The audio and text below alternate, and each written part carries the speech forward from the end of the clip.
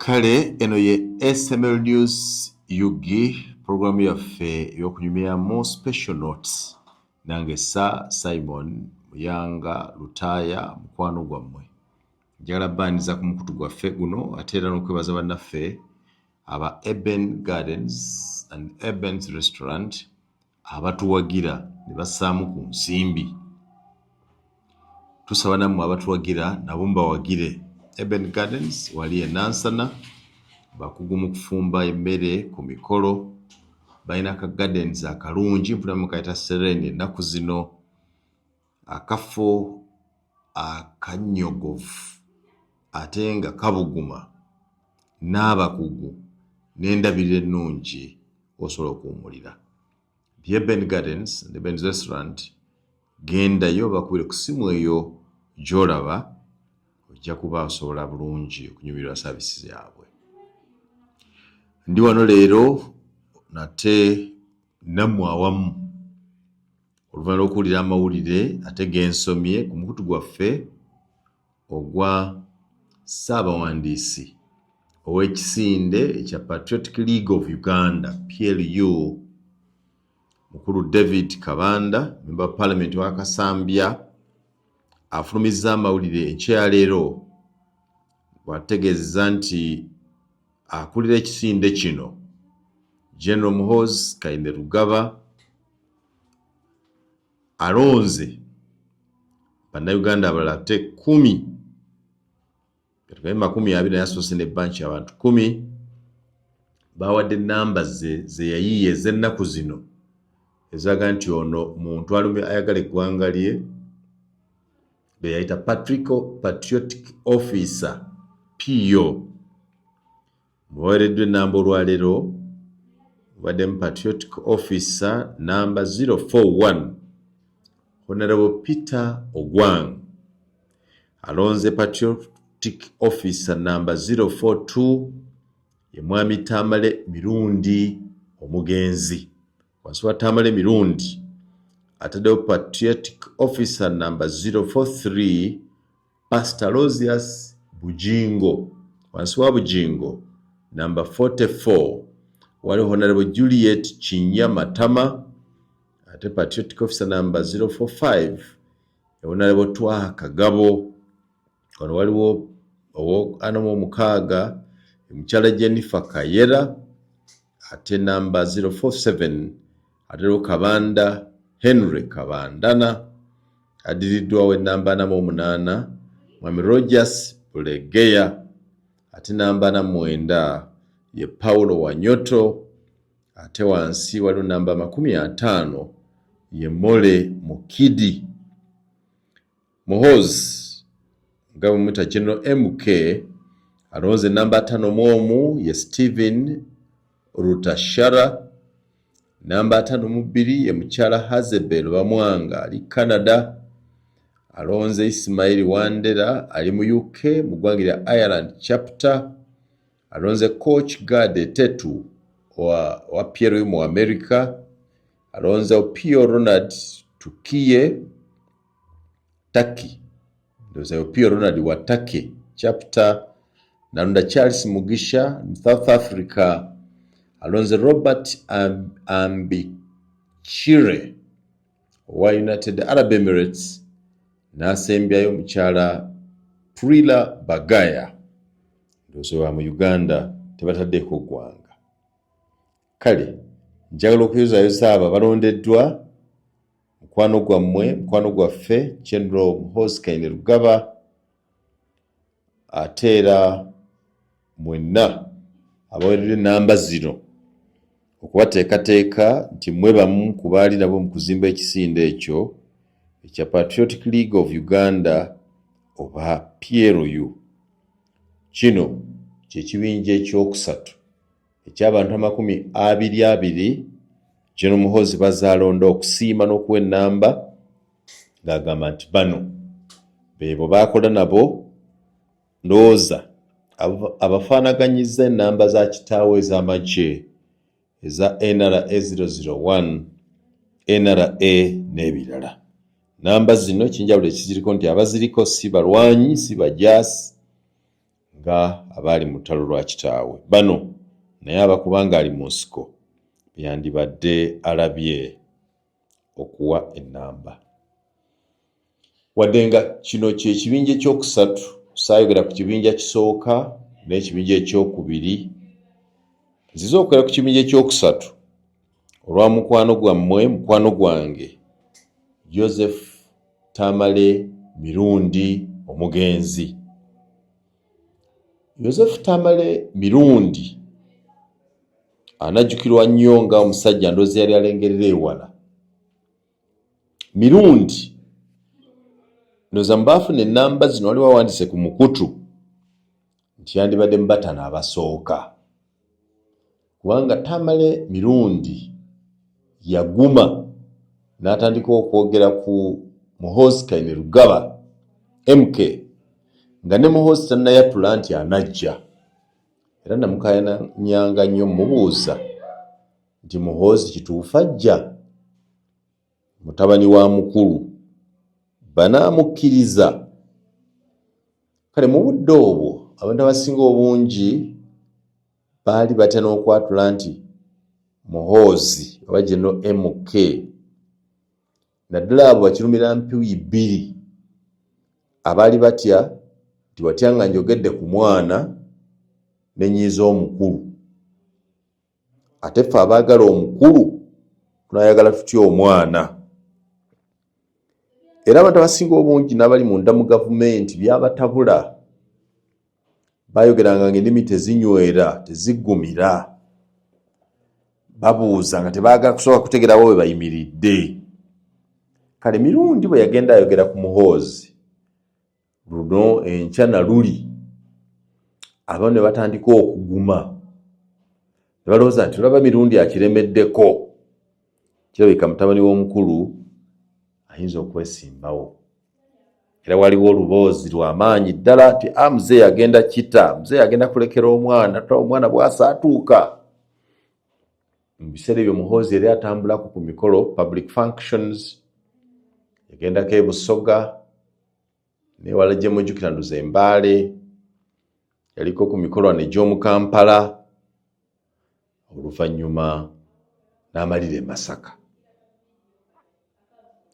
Kale Muhoozi bw'abanga ajjukidde Tamale Mirundi wadde mugenzi, n'ajjukira nga yamulwanirira, yamwagala, yamwogerako nnyo, njagala kumwebaza. Tamale Mirundi nga tukaayana tusika omuguwa, aŋŋamba taata, aŋŋamba omwana, nga mukaayanya, namugamba nti, yaŋŋamba nti gwe teeka okwagira Muhoozi, nga nti ze Muhoozi simumanyi. Nze yeemuwagira yali andabye wa amanyi? Mirundi nga bwe mwali mumanyi nti yali dominator. Olunaku lumu nga tuli ku television yampa enkoofiira eno ku buwaze, n'agijja ku mutwe, n'aginteeka ku mutwe mu ngeri y'effujjo. Gwe nkugamba kimanyi gwe biki ebyo? Kumanyi oli wa Besigye, naye oyo Besigye mukazi taliimu nnabaana, toyagala kuzaala balongo. Ate ozaala otya abalongo ng'omukazi gw'olina temuli nnabaana? Kale nampa enkoofiira eno, aginteeka ku mutwe, n'aŋŋamba ebeereko. Olw'okuba nali ndi ku mpewo ng'amateeka tegakkiriza kulaga ludda na kwagira bw'otyo, ne ngijja ku mutwe, ne ngiza ku mmeeza, ne ndowooza nti wole bwe tunaava ku mmeeza enkoofiira yagenda gitulaga nti eno nkikuwadde. Enkoofiira ya Muhoozi Kainerugaba eno. Era ndowooza mu bintu byonna bye twakolagana ne Tamale Mirundi, yampa obutabo bw'ombulina, temubunsaba, yampa bwange kopiizi zange mbulina, sisobola bwokesaamu bugaba. Naye bawala ba Mirundi, muwala we oyo omukulu ne mutabani we John Tamale ali ku Parliament baakola enteekateeka, wayagala obutabo Tamale Mirundi obukwolezaamu bwonna nga bwe yafulumya abanyampi, the history of the media in Uganda, Obwakabaka bwa Mutemba simanyi mu buki byonna ebyo bw'oba obwagala ky'osobola okukola kuntegeeza nange nentegeeza ababulina oba okuwa essimu y'ababulina n'obategeeza ekika ky'akatabo ky'oyagala. Nasaba mutabani wa Mirundi ne muwala we omukulu tuddemu tulistinge amannya g'obutabo bwa Tamale Emirundi bwonna tugabawe mutalonemu akatabo kayagala okukamukubira kubanga obutabo bwa Mirundi tebuliyo mu bookshop yabukubanga mu kiro kimu ne babugwawo nga babugula. Kale olina okujjukira akatabo akenyini k'oyagala oba olina ensimbi ne bakakubira n'okafuna n'okasoma. Abamafia obutabo bungi kubanga Mirundi yakeeranga lumu n'anyiiga n'abaamu n'eccupa za bbiya z'ataddemu bwe zaaweranga awandiika akatabo. Yawandikanga akatabo kamu mu kiro kimu enkera n'akateeka mu printing press kuba yali alina printer ye ndowooza ekyaliwo ne bafulumya akatabo ako. Kale Mirundi bwe yakola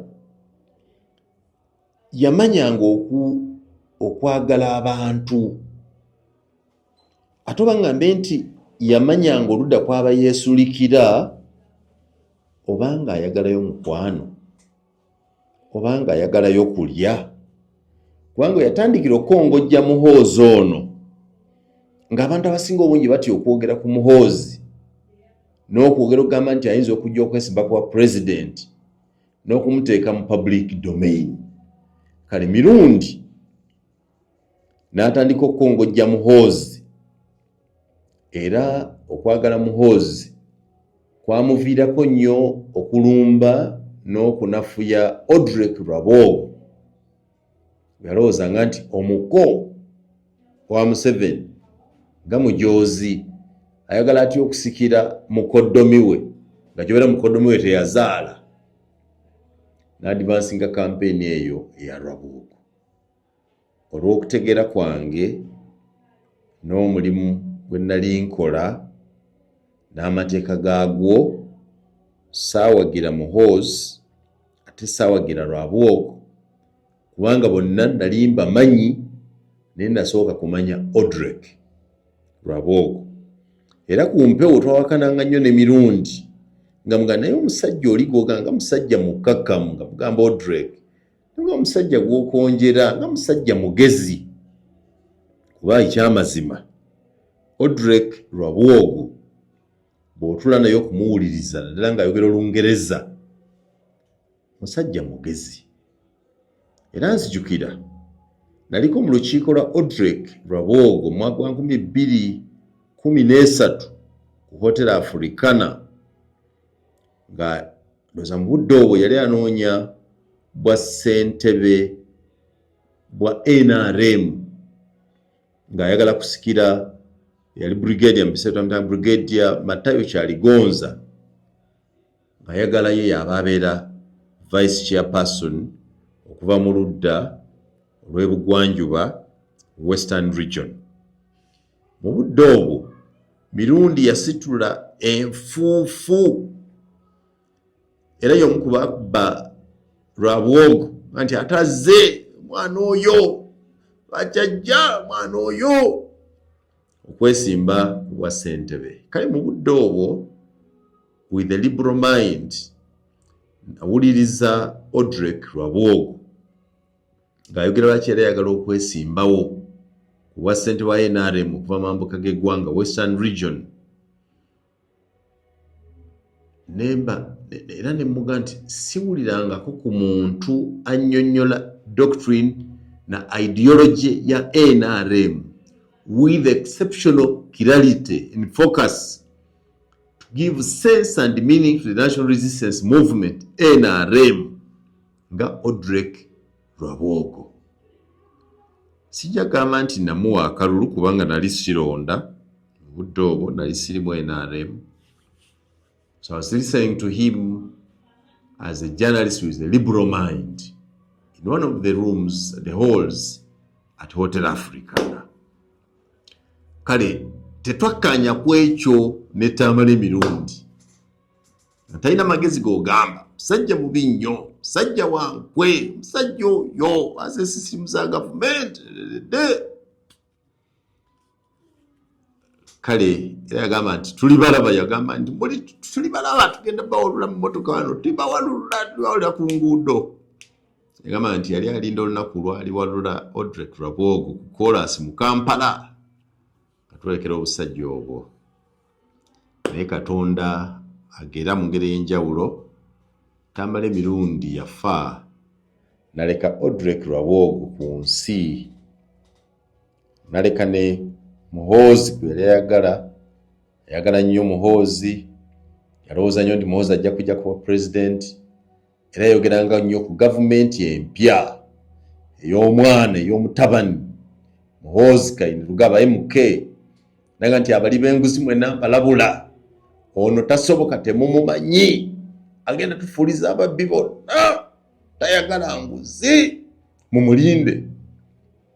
Kale unfortunately mirundi yafa, Muhoozi anafuuka president, naye mirundi ono eyatunda Muhoozi okutandika omwogera mu bantu n'okulaga abantu nti ayinza okwetaba mu byobufuzi, era nzikiriziganya n'awandiise ku mukutu nti okuggyako okwerabira, mirundi yandibadde omu ku bantu abataano abaasooka okufuna ennamba Muhoozi yagaba.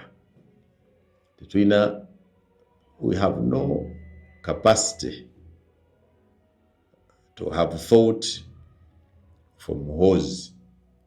Yalabye nga buno bwe budde bwa Tamale mirundi, naye njagala kumwebaza for that recognition, kubanga baga nti ebirwa byerabirwa, amalusu ne gafuuka engeregeze, oba oliawo yandirabiddwa, naye ajjukirwa nnyo, kubanga mirundi yatembeera Muhoozi we, nze ne Gashumba twali tuli strong nnyo ku Dr. Besigye, kufe tekwali awagira.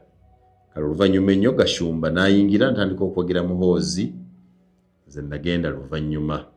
Kale enkofiira eno gye baleetedde first okubajjukiza mukwano gwammwe Tamala emirundi n'okujjukisa lw'ennaku lwe yagimpa, naye okwebaza bannaffe aba Patriotic League of Uganda naddala General Muhoozi Kainerugaba for remembering and recognizing the campaign of Mwami Tamale Mirundi. Sebo mukwano gwange Joseph Tamale Mirundi umula mirembe yoli yonna, enkofiira yo gye wampa ya Muhoozi wo yiino nze naakukiikiriranga n'okubajjukiza nti oli mukwano gwabwe, naye nga sibajjukizza bakujjukidde era ne bakurecognizinga as a fighter.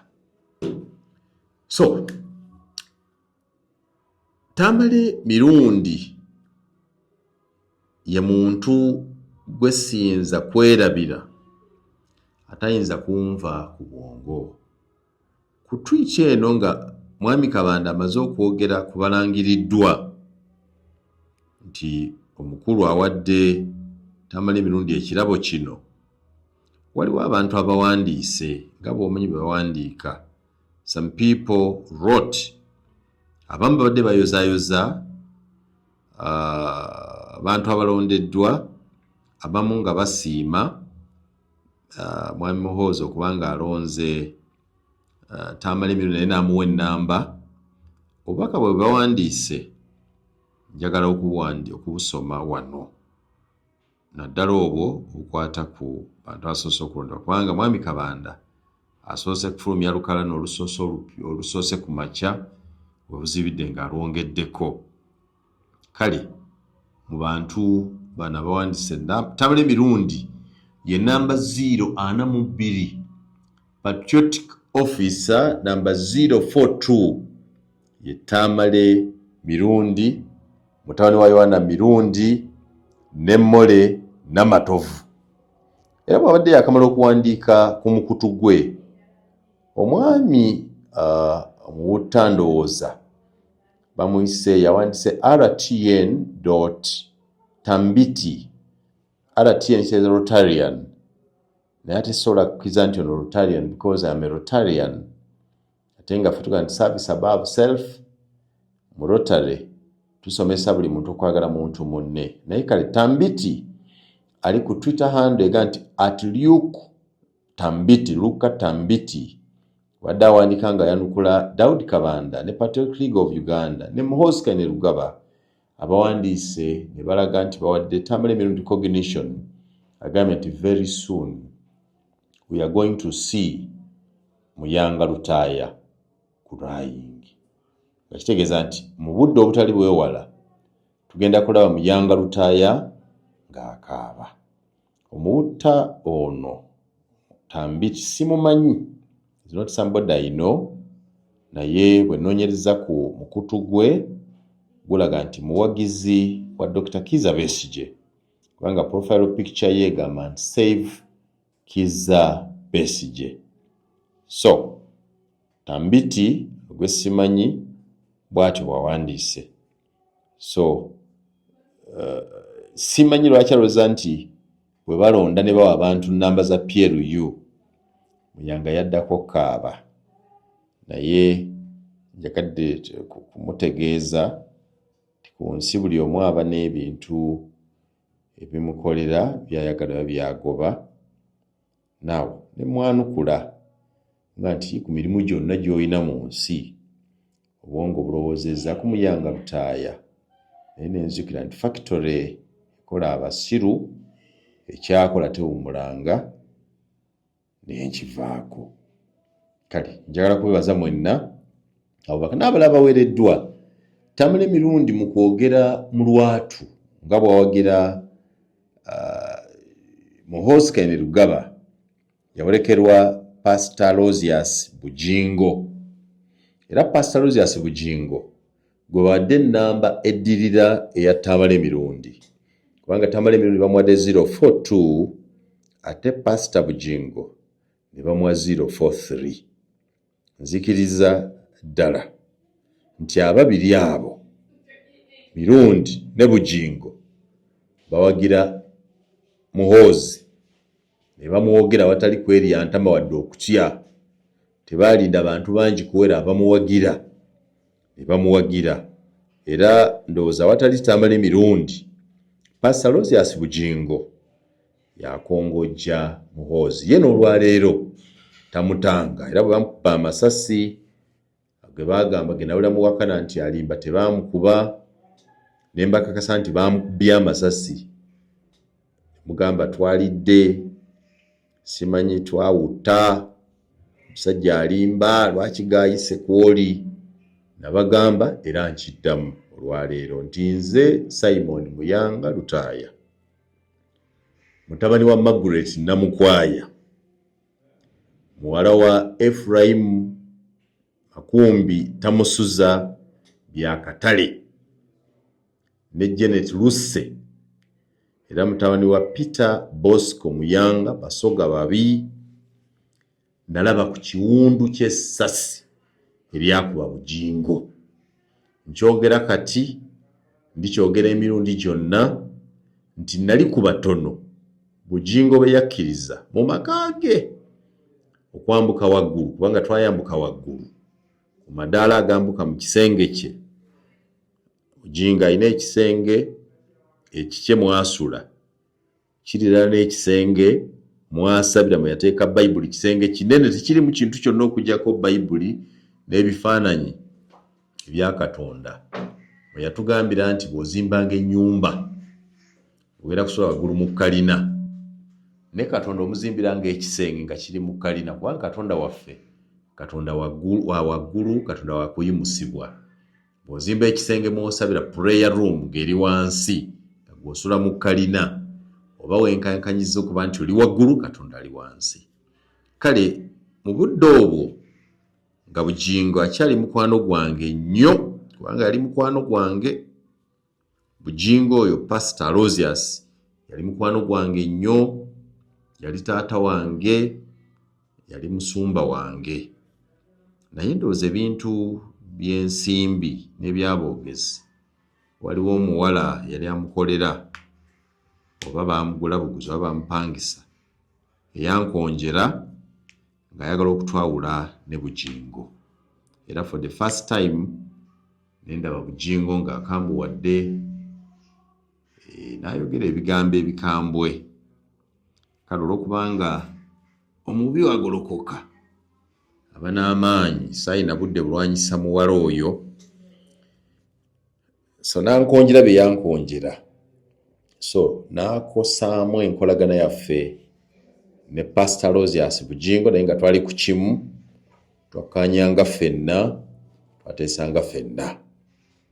So Bugingo n'asigala nga musumba wange kubanga ebigambo bye n'enjiri ye njikkirizaamu nti ayogera ebintu eby'amagezi. Bugingo preaches religion, but a format called contemporary religion. Religion backed by action, religion that encourages work, religion that encourages stability, religion that is focused. Era ku ky'obusumba tetwawukananga. Aloysius Bugingo musumba wange, wadde nga nkolagana y'ebirala nga mu media house ye ne bizinesi ze waliwo abankonjera ne bamukakasa nti saali muntu mulungi wakolagana naye. Because he's more powerful than me, I had no opportunity to battle him.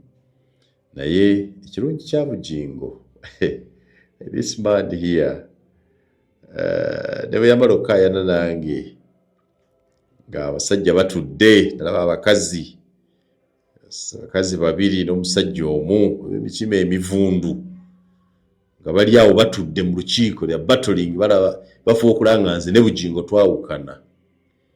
Bwe nali nvaayo era nga ntifukamira nkusabire, ne nfukamira n'ansabira. Twawukana wadde nalina obusungu bungi ne disappointment ne frustration, ne nafukamira n'ansabira. Ate juzi bwe yansanga Kololo era nga nenfukamira n'ansabira, yayogera ebigambo bino nti Katonda akujje gy'oli omwaka guno bakulabe, gavumenti ya Uganda eno ebeeko ne weekuteeka ogiweereze. Simanyi ssala gye yagijja, simanyi gavumenti yali yagigamba, but that was his prayer. And so Aloysius Bugingo ne mirundi balina ekintu kimu kye bafaanaganya, kyekyokuba kye baagala kye boogera, kye bategeeza kye boogera, kye boogera emisana kye baddamu ekiro. Bw'oba mukwano gwabwe oba mukwano gwabwe, bw'oba mulabe oba mulabe, ate bw'oba mukwano gwabwe bakutegeeza nti oli mukwano gwabwe, bw'oba mulabe waabwe bakutegeeza nti oli mulabe. Kale by coincidence mirundi okumuliraanya ne Bugingo mu nnamba zaabwe ng'omu ali 42 omulala ali 43, ndowooza kuba kugera kwa Katonda, because the two ku lisiti eno eya Muhoozi bawadde ennamba. Baayagala nnyo Muhoozi, bamwogerera nnyo, bamuwagira nnyo paka nakati. Bugingo n'olwaleero era bamukuba amasasi, Muhoozi yamuwa mmotoka etayitamu masasi. Bugingo drives in an armored car etayitamu masasi nga yamubwebwa Muhoozi Kainerugaba General MK bwe bamukuba amasasi we yawona. Muhoozi yamuwa mmotoka ey'ekinnamagye etayitamu masasi, bamuyita bullet proof oba armored. Waliwo nga nti mu Uganda temuli muntu asobola kuvuga mmotoka eri armored because eri expensive. Kale yamuwa bullet proof car ennungi, n'amuwa ne kadenge emuwerekera omukuuma, kubanga ekyamazima Bugingo yasimattuka, Bugingo yawona. Essasi we lyayita ku kibegabega kye, nalaba ekiwundu nga baganya okibikka, ne mbuga nti musumba, lwaki ekiwundu kino kyasamye, lwaki tebakitunze? Naga nti nedda, abasawo baaga nti ekiwundu nga kiyiseemu essasi kiyinza okusigalamu obuganga, nga bwe bakitunga ne busigalamu bujja kuba bwa bulabe. Bajja kukiyeeza, tebajja kidrese, bajja kyoza nga bwe batyo paka olwo kirikala nga tebakitunze. Kale bwe nawulira nga abantu bawakana nti salaba ku kiwundu kya Bugingo, twogera tumuwagira, neewuunya, naye nzikiriza era nkakasa nalaba ku kiwundu ekyo. Mu mboozi eno ekikulu si Bugingo, ekikulu si Tamale mirundi, naye njagala nnyo okugera karakita y'abantu abali straight forward. Twawangana ne Tamale mirundi ebbanga lyonna n'okufuuka mukwano gwange ndozaddala n'abamanjeereza nti ogenda kaaba. Tamale mirundi nanjigiriza okubeera straight forward. Yali agumiza ekyo kye nnina kubanga mirundi ebbanga lyaba ku TV nga tukola ffenna teyanzikiza kuyingira NRM. Yanti abasajja babi tobayingira bakukozesa bakutwala kyogeza nakyo ekirungi kye bakamula ne bakuleka ng'oweddemu. Yakyogeranga tetuli fekka ng'akyogera ku mpewo namuyanga genda mpozi nga bakyuseemu naye abasajja abo abasajja tebajjukira abasajja babi muyanga musemi. Era ebbanga lye yabeera ku nsi teyanyingizako mu NRM. Mirundi teyankukusaako kuntwala nti nkutwale mu gavumenti ng'abalabe baagala nti kankutwale wa Museveni nga baagala kukutunda bwakutwale bwakuwa ssente nabo baweeko. Because Mirundi respected my values, just like I respected his. We are two people of totally different personalities. One 24 hours sober and another 24 hours drunk. Ekintu kyokka kitwali tufaananya ne Mirundi kwali kubanga ffenna twali bannamawulire. He was a journalist and I am a journalist. But even that, his capacity and intellect was far above. Mirundi was one man that everybody, including his enemies, accepted and appreciated that was intelligent. Yalina amagezi ng'anywedde ate yalina amagezi nga tanywedde naye sijjukira lwatanywa. I don't remember the day that I found Mirundi sober. Mirundi was never sober for even a minute. It was only less nti bw'omusanga ku makya gwabanga gukyali mutono obudde bwe bweyongeranga nga nagwo guba gweyongeddeko. Era mujjukira yababuuzanga nti muga nti omwenge gwokya ekibumba abafuwa n'ekibumba ekiramu baba waaki. Mirundi abakubawo mu budde obwo ne tuyingira NRM mu budde obwo ne tudda ku TV era yandize n'anvuma n'akiwakanya. Naye Mirundi bwe yali afa. Lwaki abantu abamu bali mu kutegeera ndowooza we did not have time to talk. I think I was the last person to talk to Tamale Mirundi before he died. I think that's why the memories were strong. Because when I met Mirundi mu room ng'abantu bafulumye ngeze nali ne Irumba Andrew Irumba Bakirunda Faruku bonna ne bafuluma. Bwe bafuluma twasigala babiri nze ne Tamale Mirundi yali agalamidde ku buliri bwe.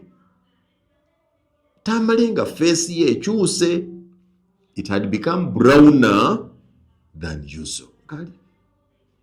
Inside my heart tuwanga nti musajja awona oba ayongera kuba bubi. Naŋŋamba ebigambo bye yaŋŋamba. Ebigambo Mirundi bye yaŋŋamba tewali muntu mulala yenna yabiwulira. Ebisinga obungi nkyabirina ne tubyogera.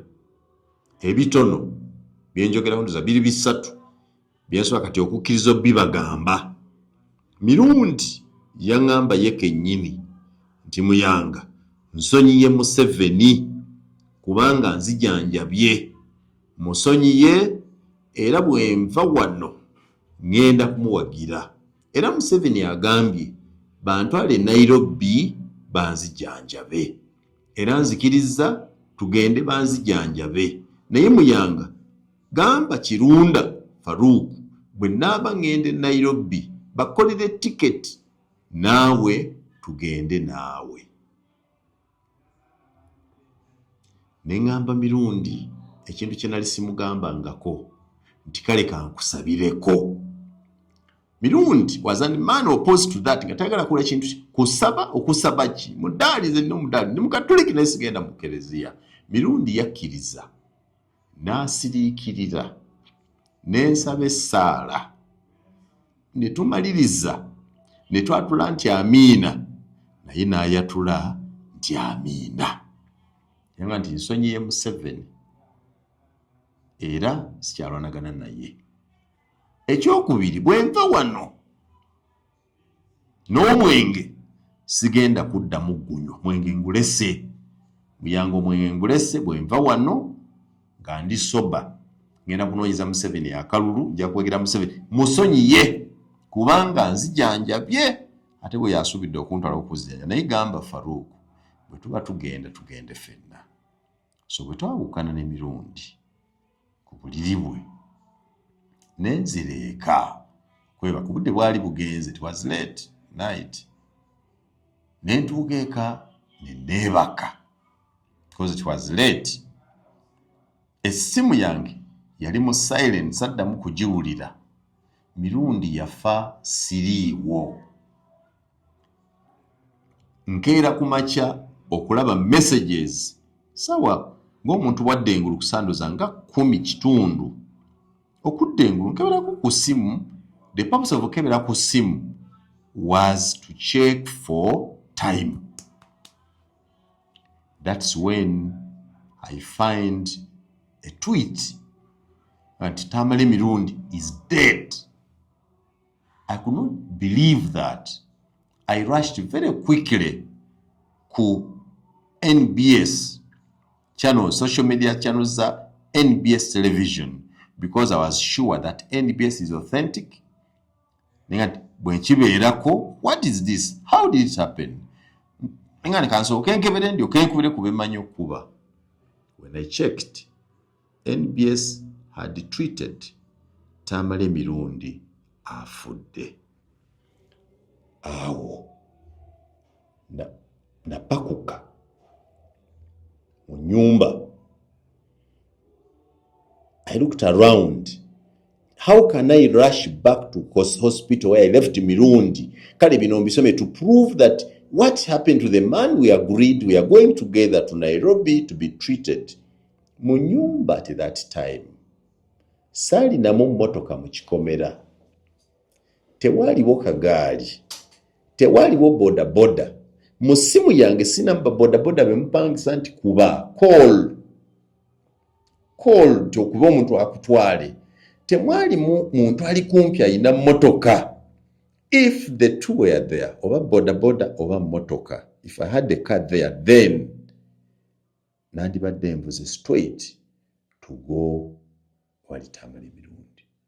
So I could not move outside. I could not move out of my house until later in the morning when it became normal that transport could be got.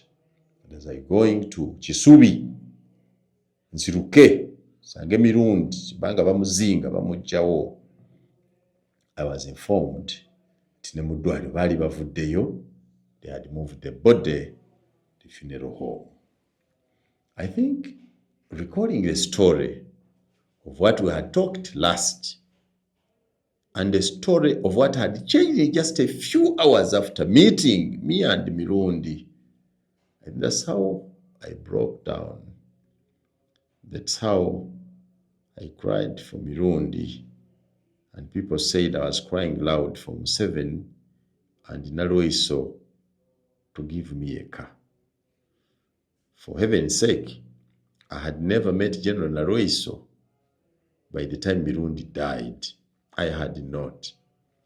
But I had recalled how General Proscovia Naloiso gave us support, because all the communication that Mr. Museveni was going to take Mirundi out of the country for treatment was coming from General Naloiso and through Mwami Haji Chirunda.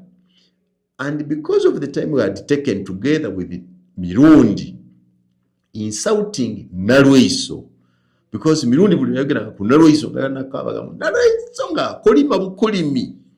And then I was ng'atenda Naloiso yaweereza obuyambi obw'omu ddwaliro ne ssente to sustain Mirundis for families. It also us not also believing that there is a man or a woman as kind and understanding and as forgiving as General Proscovia Naloiso nti omuntu abadde akukonjera buli kilunaku si mwaka gumu si myaka 2 myaka 5 myaka 7 bw'aba ali mu buzibu weerabire biri byonna n'odduka okumuyamba. So the two things remained alive. The Nalweyiso exhibition or show of mercy, and then how God had prepared me to talk to Mirundi last and do the unthinkable, because I never thought I would tell Mirundi to pray for him and he accepts given his opposition to this. The two remain fresh in my mind and have added up. But later, I met General Proscovia Nalweyiso several years after Mirundi had passed, I think 2 years after, 1.5 years after. Namusinka in an interview. Era ne mubuuza nti what went wrong between you and Tamale Mirundi? And then how did you, in just a few minutes, forgive him and do as much as you did? So Nalweyiso told me, yangamba nti ye yawulyako katono Mirundi nga yakatandika okumuvuma myezi no zange 3. Tibino ebyaddira bitwayogeranga buli lunaku ye yali tabiwulira teyabimanya, naye bantu bamugamba nga ndigo omusajja akuli bubi era nti andi bubi simanyi kyamutabula tebinkwatako, era nga I had forgiven them, siina buzibu naye. Nalweyiso kubanga mumumanyi mu aboogera, you know General Nalweyiso, mumubuuza bwe muli musiŋŋaana, saamusaba wadde ennusu, saamusaba wadde emmotoka, abasiru ebimongwa n'abawuta bye bagamba nti when I word loud nali njagala musaba motoka agiba. I did not even know that Nalweyiso gives out cars in this country. Badde manyi Museveni yagaba emmotoka ataawa aba bishop n'aba district card n'aba presidential advisor. I did not know that Museveni gives cars or Nalweyiso gives cars like people said. Era nakolimira abo bonna aba mocking because of the pain I had with Tamale Mirundi. So today I remember my very good friend Joseph Tamale Mirundi. Bagambye kyangamba ebintu bingi ebibiri mbibabuulidde. Yangamba nti yali asonyiye Museveni, nangamba nti yali agenda kuleka omwenge, kyokka kye saatwala ku budde ye musikaawe, kubanga yakyogera n'ambulira omusikaawe ne muwakanya ntogenda kufa, n'agamba nedda, nze nazaala abaana basomye. Nze kino kankibabuulire because tebannakikola oba balikikola kuba ndaba tebeenyeenya. Mirundi yaga nti ye bw'afanga mutabani we ali ku parliament ye John Tamale yali musikira. Biddamu bweyogeranga nti njagala nkole eddambi naye nze eddambi ngenda kuliteeka ku video nga njogera mulaba komitero bikyusa. Aga nti nze mutabani wange ali ku parliament yali nsikira kubanga nina abaana bangi mu bakazi bangi, naye ye nnyina yamuzaala omu. Ogwo yazaala omu atalina bawolekera bakajjajjatta bali babaagala kumulemesa kumukyamya kukyawa banne, yali nsikira. That video I have, that video of Mirundi saying nti mutabani we John Tamale wa parliament yamusikiranga njirina. Kale mpulira abantu boogera ne sinabulira abantu boogera ku kwabya lumbe lwa Mirundi. Simanyi oba yaga nti bali mwabya oba I don't know, but omusikaawe bwe yayogera yooyo.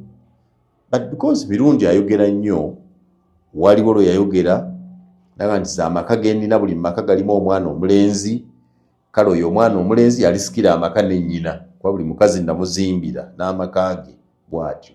Kitegeeza nti Mirundi buli maka mwalina omukazi mulimu omusika waamu, but je n'omusikaawe ndowooza Abaganda ge bandibaga nti yoono is John Tamale Mirundi. According to me, gwe yaŋŋamba ku ddakiika esemba yeeyo gye saamanya nti agenda kufa ne muwakanya, ate gwe yaŋŋamba ku Butambi muba mumwagala wabeewo ayasama nja kululeeta kasita wabaawo abafuguma nja ddubawa. This video evidence, not AI.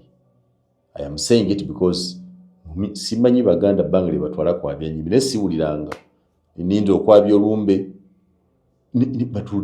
n'okulangira omusika wa mirundi official mbirinda sibiraba. Twalabira memorial service okumusabira omwoyo gwe President Yoweri Kaguta Museveni ng'ayita mu Kirunda Farouk n'asuubiza tagenda kuzimba Tamale Mirundi Plaza. Bagenda kuzimbira Mirundi Plaza okumujjukiranga nga bakita Mirundi Tamale Mirundi Plaza. Tugirinze ne batulaga n'ebifaananyi textual impression. Simanyi weetuuse bwe liba tezimbiddwa tuligibanja. Bwe ndisanga President Museveni one day or one time, you never know, I remind him about Tamale Mirundi. But I am happy with PLU. Era njagala mwenna abaali baagala Tamale Mirundi abatwagala ffenna tumusanyukireko wadde taliiwo nti Muhoozi Kainerugaba omu ku bantu abaviirako Tamale Mirundi okubeera n'abalaba abangi kubanga Mirundi yagamba nti bamulwanyisa okuva mu State House ng'akyali mu State House okumulwanyisa okuba nti yali atandise okwogera ku Muhoozi Kainerugaba n'okulaga nti amwagala. He says the fight started right when he was still in State House. Ekigambo kirungi ku bigambo bya Mirundi ebisinga byenjogera yamalanga n'abyogera ngera baga ntobba tota kyamana mutamiivu yamalanga much of that Tamale Mirundi balabe yaboogera ebizibu byamuyisamu yabyogera. So nalinda. In fact, mu bintu bye nalindira what I have not recalled is what did the Audrey Rabogo say or write about Tamale Mirundi when he passed on. Bayaweezayo baka obukungu baga mu bigambo ba mu buwandiike oba nedda naye nga ndowooza nti Audrey Rabogo bawo omusumba Patience Rabogo ate kubanga naye yasonyiwa Tamale Mirundi naye sikinaako bwino. When I get it, surely I would say it because what Naloiso did, many other people would have done that. So mbalaba nga mukwata obutambi bw'abantu be yavumanga beyombanga nabo ne mubugatta n'ebizibu byabwe. Yuzula mugasa akatambi kakayogera ku Frank Tumwebaze nga mukatadde ku Frank Tumwebaze ekifaananyi kye kyerabikanga aluzinze weight and people are trying to add up. That is not good. Let this man rest in peace. He said whatever he said under the circumstances. But why I'm in NRM, one person said, singa Mirundi wali yandikubye okuyingira NRM. Teyandi nkubye. Kubanga Mirundi yanyanjulira Muhoozi Kainerugaba. Atenze NRM najingira mu PLU, the Patriotic League of Uganda. Patriotic League of Uganda banetusindika nti kati mwenna abali mu PLU tubasindisemu NRM. So yafanga nti asonyiye Museveni. Simanyi wa Museveni mwamugamba, but when I find him one day one time, you never know as devil's night. Ndi mugamba ndimubuuza plaza ya Mirundi. I want to commit that. No matter ndijimubuuza nti plaza wasuubiza okuzimba kubbula Mirundi eruwa ate ndi mugati Mirundi yafa kusonyiye. Ne Museveni kuziika teyajja. Teyajja neyaweereza obubaka n'akungubaga. Si eka asoose abantu bangi tebajja. Ate olaba ti yagenda wa John Nagenda yawandiika ebbanga eryo lyonna. John Nagenda ne Mirundi baali mu ttuba lyerimu era Mirundi yayomba nnyo. Lwaki Museveni yagenda kuziika Nagenda oba okumuwa state burial. But I think Mirundi was accorded that official burial and we gave Mirundi that instead. Kale ssebo mwami Muhoozi Kainerugaba, mwami Kabanda n'abaPLU mwenna abatuula eyo eyajjukizza omukulu bw'abanga eyajjukidde Mirundi tumwebaza. Bw'abanga Frank Gashumba yamuli okumpi yamujjukizza ssebo weebale. Thank you for recognizing this man who was bold, selfless, Joseph Tamale Mirundi, mutabani wa Yohana Mirundi, ne Mole Namatovu. Yali mukwano gwa Muhoozi nnyo. Era ekirabo, I don't know the numbers, if the numbers have certificates, because I hope the numbers are not only mentioned on Twitter. Numbers must be followed by certificate signed and say by General Muhoozi Kainerugaba saying, you, because of this and that, you have been assigned as, or you have been recognized as patriotic officer number 0, this certificate here ebeerewo mugiwa abaana ba Mirundi bagikuume, mbanga mugibawa nange mumpita to witness. I may not carry it because Mirundi mu Buganda I know musikaawe, so that musika will carry it and they should keep it on record. I'm only envisaging when somebody is given a patriotic number more than a rank, does it have a certificate accompanying it or not? If it does, let Mirundi get that one. It would be good to organize that day to have that recognition made. Bujingo, of course, I think Bujingo has gotten it. Bujingo, I think even the Mirundi in supporting Muhoozi, yamufunamu, they are friends, and I think many times Muhoozi bwe yabanga n'ebizibu, not even ebizibu, yamuwanga ne ku ssente, because I remember General Muhoozi Kainerugaba giving Tamale Mirundi $20,000, emitwalo ebiri egya dola enzungu, ng'aziwa Mirundi as a friend. Teyali mulwadde, teyali kina, yali amuwa kulyako buli as a friend. So yeah, I remember that. So yamufunamu ekyo ndowooza, naye yali yeesunze nnyo gavumenti ya Muhoozi, naye neefuuse yakulinda eri wala. Muzeeyi agenda tuvuga yeetaano, tetumanyi kiddako, balinda Muhoozi, oba oliawo naye muzeeyi ayinza okudda ne 2031 bw'alibaawo, ate era bw'aliba tuli mugamba kyasobola. Bw'alinda mu 2031 tujja kulindanga gavumenti ya Muhoozi Kainerugaba. I'll wait for it on my own behalf and on behalf of my friend and brother Joseph Tamale Mirundi. I believe ti mwenna abali bamwagala muli basanyufu. Erinnya bwe lirabise wali wabuuza nti noono omufu. Bino babigabira abaana ne bwe zibeera award bazigaba ezo bayita posthumously, bakuwa because it's a recognition nti wadde toliiwo byewakolanga wooli bijjukirwa. That posthumous award, and I think Muhoozi has done it. I've seen also another person, 2, 3, even Cedric Babu, our brother who passed on, never more that award wadde yafa. So it is in order, it's possible. Kale mwebale kuwagira Mirundi, ebbanga nali yamala nammwe, ate aba PLU beebale kuwagira, kubanga singa PLU teyasembye nti bamuwe tebandimuwadde. We do not know what the numbers mean. I hope Mwami Kabanda will one day come out and explain what do these numbers mean. Are they merely numbers of recognition, patriotic officer? Are they just confirmations that that person behaved as a patriot or did something? Because if that happens, then the numbers will be accompanied by a write-up of what did this particular person do to qualify to be called patriotic, because you are saying Patriotic League of Uganda, meaning that whatever the person or whatever achievement that person made which has motivated the recognition must be an act of patriotism, something that people see. For example, Mirundi, nobody can dispute Mirundi's contribution in the long stay of Mr. Museveni in power, in spinning, as a spin doctor. Mirundi did a lot in that kind of spinning.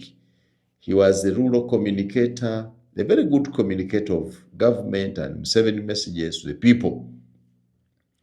Those who have gone to school and those who did not go to school alike. Mirundi had a way of packaging information for all of them. That's why many of the people miss him and keep finding me. And you cannot believe that 2 years after Mirundi's death, people still find me. Nebankubagiza inga walaba ne munno, walaba ne Mirundi. So people still remember the name vividly.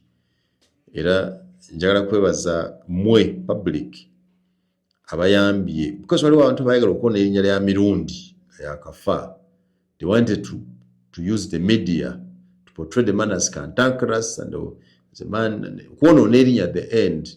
Some bali bakazi be n'abatabani, but the public I think has swallowed them up and sized them up. Kati badda mu nteeko.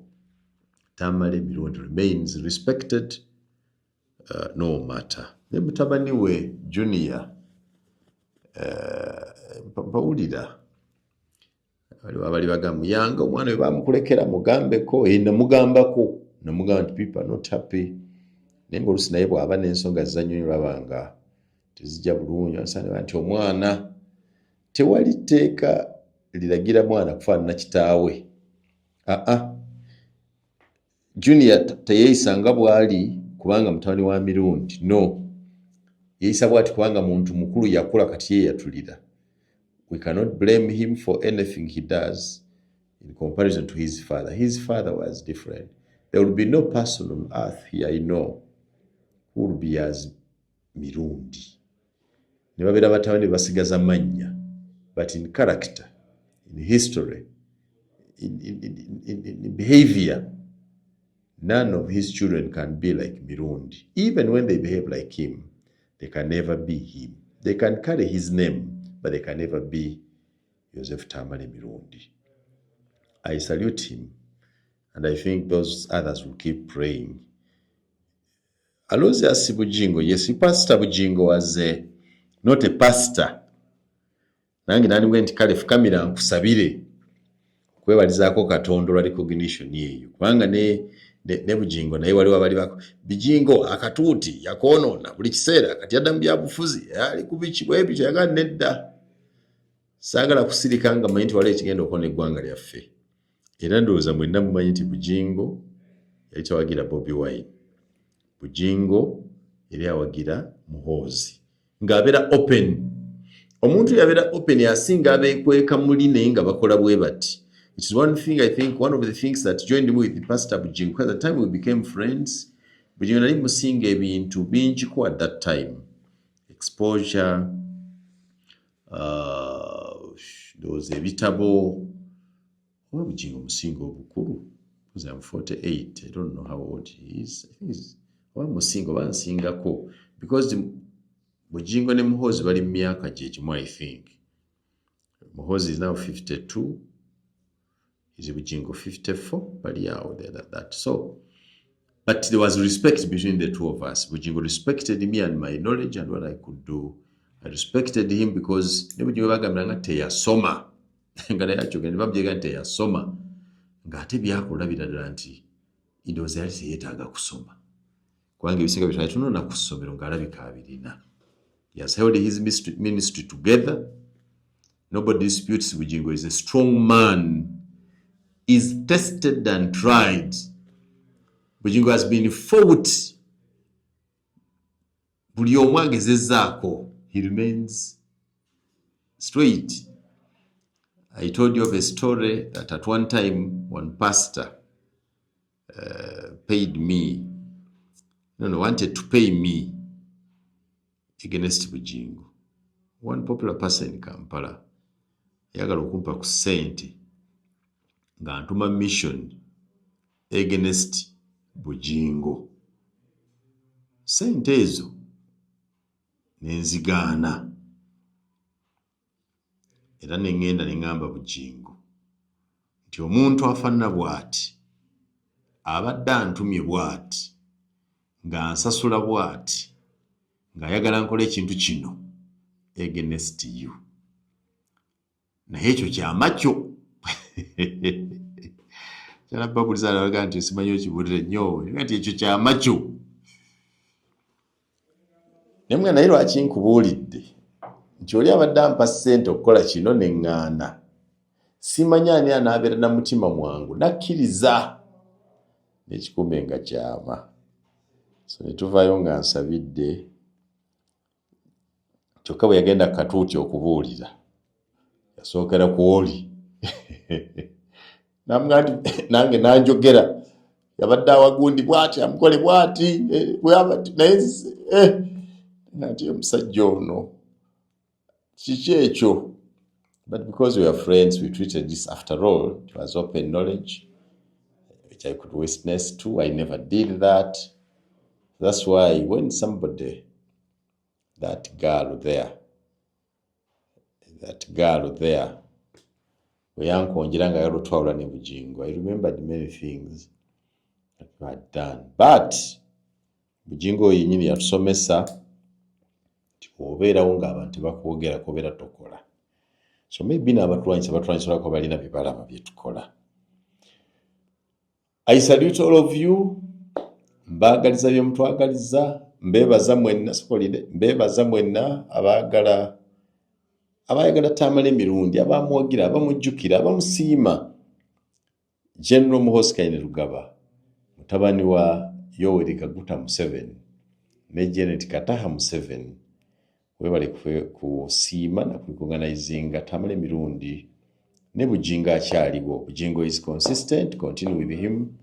For Mirundi who left, we are thankful. I am thankful that you have recognized how this man loved you and accorded him number 04. Tumu namba zonna ze baakowa aba PLU mulimu enamba kati 4 esayinza kunva mu mwongo.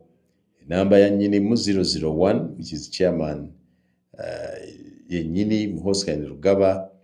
Enamba ya Samuel Nabeeta, the first Musoga Nane politician to get that number, is 028. Katiteekako eya Tamale emirundi 042. Neya Aloysius Bugingo musumba wange, namba PO 042. 043 eya Bugingo, 42 eya Tamale, 028 eya Nabeeta, 001 y'ey'omukulu yennyini. The rest njazikwata mpola naye ezo zindi mu bwongo nazikutte dda because of the attachment I have with those people. May the soul of Joseph Tamale Mirundi, mutabani wa Yohana Mirundi ne Mole Namatovu, rest in eternal peace.